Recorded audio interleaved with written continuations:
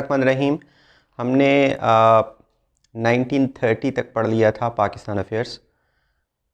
मैं थोड़ा सा पीछे से स्टार्ट करता हूँ। 1927 में कायद-ए-आज़म मोहम्मद अली जिन्ना ने हिंदू मुस्लिम यूनिटी के लिए और उसको रिवाइव करने के लिए एक ऑफ़र की दिल्ली प्रपोजल्स में कि मुसलमान सेपरेट इलेक्टोरेट को सरेंडर करने के लिए तैयार हैं, जो पहले से ही आइन का हिस्सा बन चुका था हिंदुस्तान के।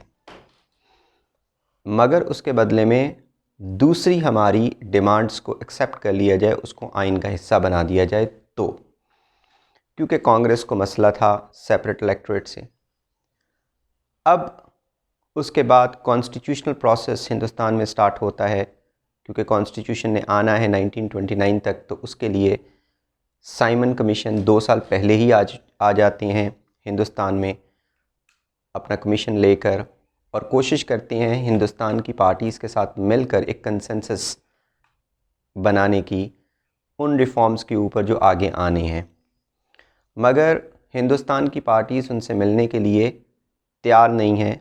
जो मेजर पार्टीज़ हैं उनसे मिलने के को रिफ्यूज़ कर देती हैं। उनकी ऑब्ज़र्वेशन ये है कि साइमन कमीशन में 7 मेंबर्स हैं और 7 में से एक में इंडियन नहीं है, जो कि इंडियन की इंसल्ट है, क्योंकि इंडिया के फ्यूचर की बात वो करने के लिए आए हैं, लेकिन उसमें इंडियन कोई भी शामिल नहीं। साइमन चले जाते हैं वापस, तो ब्रिटिश जो है वो एक चैलेंज देते हैं इंडियंस को कि उन्होंने कमीशन के ऊपर इसलिए कोई इंडियन नहीं रखा क्योंकि उनको पता है कि इंडियंस यूनाइटेड नहीं हो सकते, वो आपस में ही लड़ते रहते। तो that was taken as a challenge by all the parties. So all the parties decided to hold all parties conference. Congress सारे पार्टीज़ को बुलाती हैं और मोतीलाल नेहरू इस कॉन्फ्रेंस को प्रिजाइड करते हैं। When he presided over this all parties conference, the demands which were given later on, they are also called as Nehru report.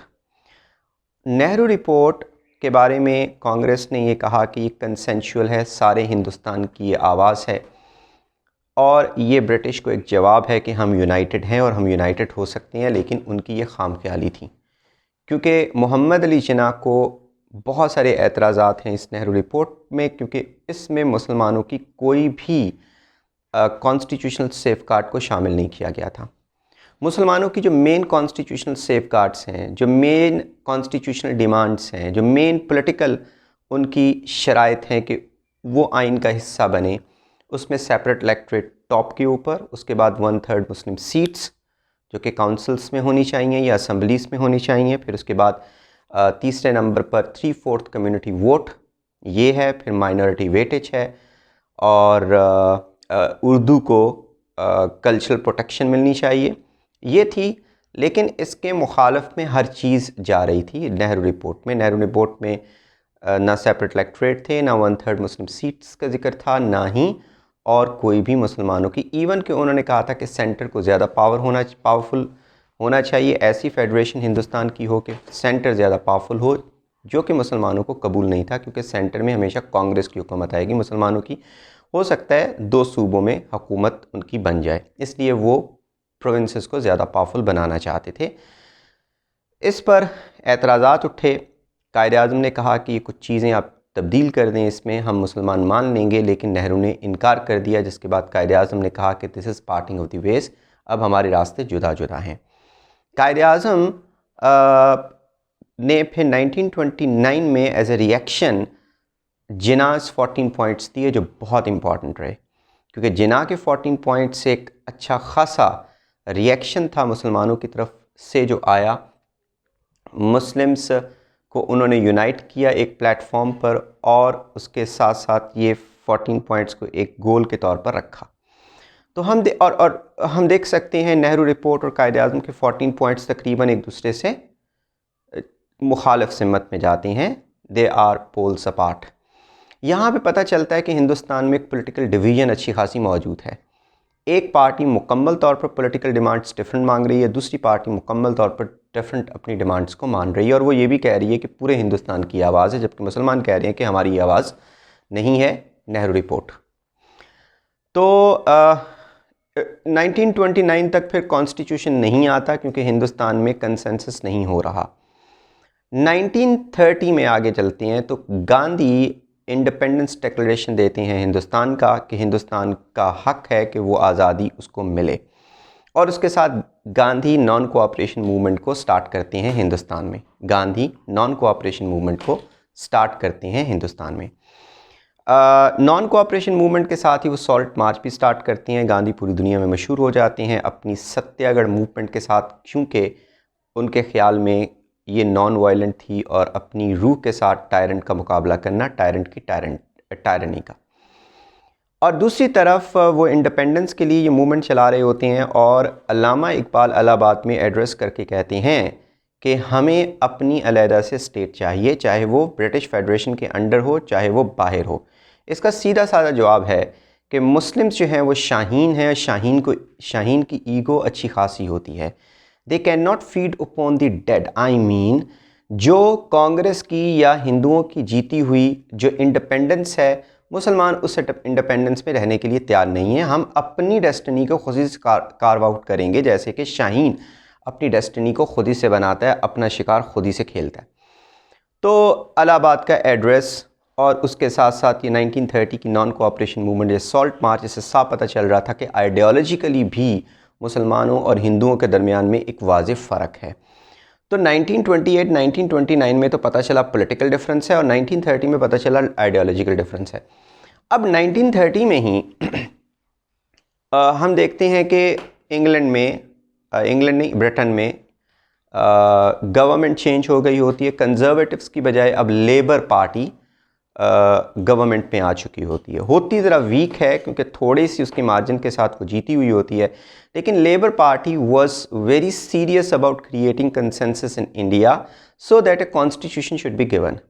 तो इस दफ़ा वो हिंदुस्तान में किसी भी साइमन कमीशन को भेजने की बजाय उनको बुलवाती है अपने पास, सारे हिंदुस्तानियों को इनवाइट करती है कि वो आएँ और एक कॉन्फ्रेंस मुनक़द करें आपस में, जिसको कहा जाएगा राउंड टेबल कॉन्फ्रेंस। टेबल के इर्द गिर्द बैठें और कॉन्फ्रेंस करें। तो 1930 में पहली राउंड टेबल कॉन्फ्रेंस होती है, 1931 में दूसरी राउंड टेबल कॉन्फ्रेंस होती है, और 1932 में तीसरी राउंड टेबल कॉन्फ्रेंस होती है। लेकिन ये round table conferences mostly failure ही होती हैं, इसका कोई नतीजा नहीं निकलता। यानी the purpose for which these round table conferences were called failed. And what was that purpose? Purpose was to create consensus between the Indians. Now, first round table conference 1930, it failed because Gandhi and Congress did not participate. Why did they not participate? Because they were busy in Long March or Salt March, and then non-cooperation movement. So without them, the conference remained very peaceful, and Quaid-e-Azam even gave the statement that this conference we have achieved a lot from. लेकिन without participation of the major party, the majority party, no decision could be reached.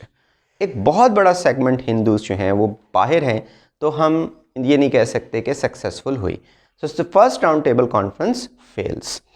अब second round table conference में गांधी को बुलाते हैं Lord Irwin. Lord Irwin उस वक़्त के viceroy हैं और गांधी को इनवाइट करते हैं अपने पास। उस वक़्त तक काफ़ी हद तक ये सॉल्ट मार्च की वजह से, नॉन कोऑपरेशन मूवमेंट की वजह से जो कांग्रेस के लीडर्स हैं वो जेलों में होते हैं। तो इनको बुलाते हैं गांधी को और उनको कहते हैं कि हम आपके साथियों को जेलों से आज़ाद करवा देंगे अगर आप ये वादा करें कि आप सेकंड राउंड टेबल कॉन्फ्रेंस में शिरकत करेंगे। गांधी लॉर्ड इरविन को कहते हैं कि मैं शिरकत करूंगा, लेकिन एक दूसरी भी शर्त है कि वहाँ पे होने वाले डिसीजंस को मान लिया जाएगा। ऐसी कोई शर्त की वो गारंटी नहीं दे सकते थे लॉर्ड इरविन। बहरहाल गांधी की डील हो जाती है लॉर्ड इरविन के साथ, इसको कहते हैं गांधी इरविन पैक्ट। अब गांधी इरविन पैक्ट के तहत कांग्रेस के लीडर्स को रिहाई मिलती है जेलों से, और फिर उसके बाद गांधी पार्टिसिपेट करती हैं सेकेंड राउंड टेबल कॉन्फ्रेंस में, जिस तरीके से ये है सेकेंड राउंड टेबल कॉन्फ्रेंस 1931। लेकिन ये भी फेल हो जाती है। क्यों? क्योंकि Gandhi's attitude was inflexible. Gandhi's attitude was inflexible. Gandhi जो है वो he behaved very arrogantly and he showed inflexibility towards the minority rights. Most importantly, his objection was towards communal award. Communal award क्या है? Communal award था minorities को कुछ तहफ़्फ़ुज़ात देना हिंदुस्तान में. उसमें सबसे इम्पॉर्टेंट जो पॉइंट था वो ये था, सेपरेट इलेक्ट्रेट को एक्सटेंड कर दिया जाए. Not only separate electorate would be given to Muslims but also to Sikhs, Christians, Europeans, and the most important thing, the low class Hindus, the Shudras, the untouchable. और शूद्रों में भी जो इंतहाई नीचे वाली क्लास होती है, जिनको दलित्स बोलते हैं, उनको दिया जाए, जिस पे गांधी बहुत फ्यूरियस थे. और गांधी जो है वो इस चीज़ को ऑब्जेक्ट कर रहे थे कि हिंदुओं में भी डिवीज़न क्रिएट करने की कोशिश कर रही है ब्रिटेन की हुकूमत, और ब्रिटिश जो अपनी पॉलिसी है डिवाइड एंड रूल उसको हिंदुओं तक लेके आ गए हैं. तो वो इस चीज़ के लिए तैयार नहीं थे. लेकिन दलित के एक बहुत बड़े लीडर हैं डॉक्टर अम्बेडकर. डॉक्टर अम्बेडकर गांधी को अपोज कर रहे थे कि नहीं, दलित्स को या शूद्रों को ये राइट मिलना चाहिए सेपरेट इलेक्टोरेट, अदरवाइज ब्राह्मण्स ही पॉलिटिकली उनको एक्सप्लॉइट करते रहेंगे, वही पॉलिटिकली ब्राह्मण्स ही बार बार असेंबलीज में पहुंचते रहेंगे. तो इस चीज़ के ऊपर काफ़ी इख्तलाफ था. Gandhi's attitude was quite inflexible towards the demands, and even Gandhi was again and again insisting upon Nehru report to be made as a constitution. Gandhi बार बार यही कह रहे थे कि भाई हमारे पास नेहरू रिपोर्ट मौजूद है, बस ब्रिटेन को कॉन्स्टिट्यूशन बनाने की ज़रूरत नहीं, वही जो डिमांड्स नेहरू रिपोर्ट में मौजूद है वो पूरे हिंदुस्तान की आवाज़ है, उसके नीचे डिक्टो लिखते हैं. लेकिन वहाँ पर कायदे आज़म भी मौजूद थे. कायदे आज़म ने गांधी को ऐसा ना करने दिया. जिना जो है उनका बहुत फोर्सफुल रिएक्शन इसके ऊपर था. काय की कंसेंसस नेहरू रिपोर्ट के ऊपर? There was no consensus. The biggest minority in India that had rejected Nehru report, and Jinnah would never allow Gandhi to hijack this conference. So Jinnah also was adamant to his point of view. He wasn't ready to move an inch from his stance of 14 points. He insisted that 14 points make the safeguards of the Muslims in India. So these 14 points must be included into the next constitution. तो यहाँ पे अच्छे खासे इख्तलाफात थे. तो दोनों गांधी और जिन्ना इनका काफ़ी रिजिड एटीट्यूड इस कॉन्फ्रेंस में रहा. तो this was broke down, there was no result. That is why second round table conference failed. What are the major reasons? Gandhi's attitude was inflexible and Jinnah's forceful reaction. और पहली round table conference क्यों नाकाम हुई? Congress didn't participate, और Congress was the majority party, क्योंकि ये salt march में हिस्सा ले रहे थे, Gandhi and other people. Then आगे आती है third round table conference. Third round table conference fail हुई. आपको पता है सिर्फ सेकंड राउंड टेबल कॉन्फ्रेंस में हिस्सा लिया था गांधी ने और कांग्रेस ने, लेकिन थर्ड राउंड टेबल कॉन्फ्रेंस में गांधी और कांग्रेस ने दोबारा से हिस्सा नहीं लिया. They resumed non cooperation movement in India and most of the leadership was in jail and most probably Gandhi was also. तो इसलिए Congress did not participate in it, so majority party wasn't there. Then conservatives were back. I mean, Labour Party had lost its majority in the parliament. A new coalition government was formed in which conservatives were present. So they were not at all interested in the success of the third roundtable conference. That was another reason. And then the last one was Jinnah was not called to this conference because Jinnah's attitude in the second roundtable conference was considered inflexible, rigid. So he wasn't called. Even he was present nearby in London and was residing with his daughter. तो third round table conference के बाद वैसे कायदे आज़म मोहम्मद अली जिन्ना ही self exiled himself, और इतने ज़्यादा he was so much disappointed of Indian politics and he thought that Congress and the other community communal consensus and harmony could not be reached ever. That is why it was futile to work for Indian politics. So he self-exiled himself and he was living with his daughter in London. He thought that he would live ever. लेकिन बाद में कुछ leaders जो मुस्लिम league के थे उन्होंने मना के उनको वापस ले आए, जिसमें अल्लामा इकबाल भी मौजूद थे, उनके लेटर्स ने काफ़ी काम किया, लियाकत अली ख़ान थे, उन्होंने उनको मना के तो वापस ले आए। बहरहाल जी ये 3 राउंड टेबल कॉन्फ्रेंसेस हुई, लंदन में हुई। व्हाट वाज द रीज़न था to create consensus amongst the Indians, and that consensus wasn't present there because of 1928 to 1930 incidents in India. Ideologically and politically, Muslims and Hindus, they were quite opposite to each other. Reasons for failure: first roundtable conference 1930 failed because Congress didn't participate. Roundtable conference second 1931 failed. Gandhi's attitude was inflexible and Jinnah's forceful reaction. Third roundtable conference failed because conservatives were back and Gandhi again did not participate. So all of these were reasons. लेकिन इसकी significance भी हैं, significance में इसकी successes हैं और इसकी failures हैं। सक्सेसेस कहते हैं पॉजिटिव पॉइंट्स, पॉजिटिव इफ़ेक्ट्स, और फेलियर्स कहती हैं नेगेटिव इफ़ेक्ट्स। इसके पॉजिटिव इफ़ेक्ट्स क्या हैं ये आपके सामने लिखा हुआ है। सिग्निफिकेंस ऑफ RTCs ये लिखा हुआ है आपके सामने, और इसकी कुछ सक्सेसेस हैं जिसको कहते हैं positive effects of RTC। Hindu Muslim divide grew, ये कैसे पॉजिटिव हो गया? ये ऐसे पॉजिटिव हो गया कि separatism claimed by the Muslims because of the different cultures that was now being proven, because the Hindus themselves were proving that they were opposite, or they did not have anything similar with Muslims. So Hindu Muslim divide grew, and then afterwards Congress reaction to communal award. ये जो communal award था, जैसे कि मैंने आपको पहले भी बताया कि कम्युनल अवार्ड का मतलब है इसमें बहुत सारी जो माइनॉरिटीज़ की राइट्स हैं इसमें दिए गए, जैसे सेपरेट इलेक्टोरेट, जो 2 मेजर राइट्स मैं आपको बता रहा हूँ। सेपरेट इलेक्टोरेट जो कि ना सिर्फ मुसलमानों की दिया गया बल्कि बाकी कम्युनिटीज़ को, और सबसे इंपॉर्टेंट चीज़ है शूद्रों को या दलित्स को ये कम्युनल अवार्ड यानी कि सेपरेट इलेक्टोरेट दिया गया, जिसके ख़िलाफ़ कांग्रेस ने काफ़ी अच्छा खासा रिएक्शन किया, और इससे जो लो क्लास हिंदूज थे वो नाराज़ हो गए कि Congress was hijacked as B.R. Ambedkar. He blamed that Congress was hijacked by the Brahman mindset, and the Brahman mindset was hypocrite. When Gandhi is in London or in European capitals, he speaks about communal harmony, he speaks about Satyagrah, he speaks about peace for all, but when he is in his ashram and he talks to his own people in Hindi, he always talks about a superiority of Brahmins or upper class, and he isn't ready to give rights to the lower class Hindus. तो इस वजह से वो कहते थे कि जितना मैं जानता हूँ गांधी को कोई भी नहीं जानता। तो जो डॉक्टर अम्बेडकर थे, दलित्स के लीडर, वो गांधी से काफ़ी हद तक मुतनफ़र थे। फिर उसके बाद यह आ गया गांधीयन ट्रू फेस एक्सपोज्ड।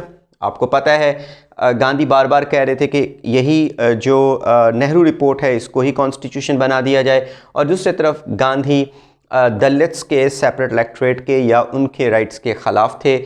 और कम्युनल अवार्ड में एक और भी चीज़ दी गई, और वो थी माइनॉरिटी वेटेज, जो कि मुसलमानों की एक बहुत पुरानी डिमांड थी। माइनॉरिटी वेटेज ये मुसलमानों की बहुत पुरानी डिमांड थी। माइनॉरिटी वेटेज जो थी वो उसका मतलब है जहाँ जहाँ माइनॉरिटीज़ होंगी उनको अपनी प्रोपोर्शन से ज़्यादा मेजॉरिटी सीट्स दी जाएंगी। तो इस हिसाब से मुसलमानों की सीट्स जो हैं वो सेंट्रल इंडिया में बढ़ गई, जहाँ पे हिंदू मेजॉरिटी में थे मगर मुसलमान माइनॉरिटी में थे। तो ये एक तरह से सक्सेस हुई, क्योंकि ये चीज़ भी मान ली गई कि इसको भी कॉन्स्टिट्यूशन का हिस्सा बनाया जाएगा। कम्युनल अवार्ड को मान लिया गया कि ये भी कॉन्स्टिट्यूशन का हिस्सा बनाया जाएगा। तो कम्युनल अवार्ड में 2 चीज़ें हैं, मैंने आपको बताया, separate electorate to all the ethnic communities, and second one was minority weightage formula. ये 2 चीज़ें ये कम्युनल अवार्ड में मौजूद है। फिर उसके बाद जो कायदे आज़म की एक और डिमांड थी 14 पॉइंट्स में, फेडरेशन होनी चाहिए Hindustan as a federation with autonomous provinces. तो ऑटोनमी जो है प्रोविंसेस की, वो कायदे आज़म की डिमांड थी, इसको मंजूर कर लिया गया। सिंध को सेपरेट प्रोविंस बनाया जाएगा, और NWFP और बलूचिस्तान में रिफॉर्म स्टार्ट की जाएंगी। ये भी कायदे आज़म की डिमांड का हिस्सा था, लेकिन कांग्रेस की भी यही डिमांड थी, इसको भी मान लिया जाए। एक और भी सक्सेस थी, चौधरी रहमत अली जो है इसमें राइज की है। I mean this was the rise of Chaudhry Rahmat Ali. Chaudhary Rahmat Ali proposed Pakistan's name. He wrote Now and Never, in which he gave Pakistan scheme. That was a 4-page pamphlet in I think it was 1933 or 34. He wrote this pamphlet. So Chaudhry Rahmat Ali attended these conferences. और ये जो round table conferences he attended, he met with the participants of the round table conferences, and then he tried to persuade them that federal India was not an answer to the problems of the Muslims. Problems of the Muslims could be solved only when a separate homeland was taken, and he was following the same guidelines given by Allama Iqbal in 1930. He was a young man, the student who was studying in Cambridge University there nearby. तो इसलिए वो आके तो participant से भी मिलते थे, लेकिन he was outspoken, he was his way of expression was very forceful. So इस मसले के ऊपर he sent request to Quaid-e-Azam for the meeting, but Quaid-e-Azam refused because at that time Quaid-e-Azam and many leaders were not convinced of the idea of a separate homeland because it was very advanced idea. So Chaudhry Rahmat Ali was also very much modern. He was talking about something which would become ripe after a few years. तो इसलिए हम कह सकते हैं कि चौधरी रहमत अली जो है उनका राइज हुआ इसमें कॉन्फ्रेंसेस में। कायद आज़म ने उनसे मिलने से इनकार कर दिया क्योंकि he could not entertain that idea of separate electorate separate country sorry. तो चौधरी रहमत अली जो है उसका राइज हमने देखा। तो ये सक्सेसेस है। फेलियर्स ये मैंने रेड से लिखी हुई है failures. Muslim majority of Punjab and Bengal affected. मैंने आपको बताया था कम्युनल अवार्ड में मेजॉरिटी वेटेज फार्मूला भी दिया गया। कम्युनल अवार्ड में माइनॉरिटी वेटेज भी दिया गया। तो इसमें नो डाउट मुसलमानों को फ़ायदा भी हुआ था क्योंकि मुसलमानों की जो माइनॉरिटी थी सेंट्रल इंडिया में वो अब मेजॉरिटी में तब्दील हो गई या उनको अपनी प्रोपोर्शन से ज़्यादा सीट्स मिलेंगी अगर मेजॉरिटी में तब्दील ना भी हुई। मगर उनकी जो मेजॉरिटी थी बंगाल और पंजाब में 2 प्रोविंसेस में वो अब माइनॉरिटी में तब्दील होने का ख़तरा था क्योंकि वहाँ पर अगर माइनॉरिटी वेटेज मिलता तो फिर हिंदुओं को ज़्यादा वेटेज मिलना था। तो इसलिए मुसलमानों को इसका फ़ायदा भी हुआ कि उन सेंट्रल इंडिया में जहाँ पे हिंदूस मेजॉरिटी में हैं वहाँ पे उनको फ़ायदा होगा, लेकिन जहाँ पे मुसलमान मेजॉरिटी में है पंजाब और बंगाल में वहाँ पे उनको नुकसान होगा। तो ये नुकसान भी उनके लिए, लेकिन चूँकि ये मुस्लिम लीग ही डिमांड कर रही थी इसलिए अब उससे पीछे नहीं हट सकती थी। हालांकि कायद आज़म ने दिल्ली प्रपोजल में कहा था कि बंगाल और पंजाब में मेजॉरिटी को ना छेड़ा जाए अगर माइनॉरिटी वेटेज फार्मूला दिया जाता है, लेकिन बहरहाल ऐसा ना माना गया। आगे डिवीजन्स ग्रू अलोंग एथनिक लाइंस। ना सिर्फ सेपरेट इलेक्ट्रेट की वजह से हिंदूस और मुसलमानों में डिवीज़न बढ़ी बल्कि शूदर्स और अपर क्लास में भी डिवीज़न बढ़ी और डिवीजन्स अब बढ़ती जा रही हैं। बहुत सारी एथनिक माइनॉरिटीज़ को सेपरेट इलेक्ट्रेट दे दिया गया। जिना सेल्फ एग्जाइल एक बहुत बड़ा लीडर था जिससे जो मुस्लिम्स हैं they nearly lost that leader. That was one of the disadvantages.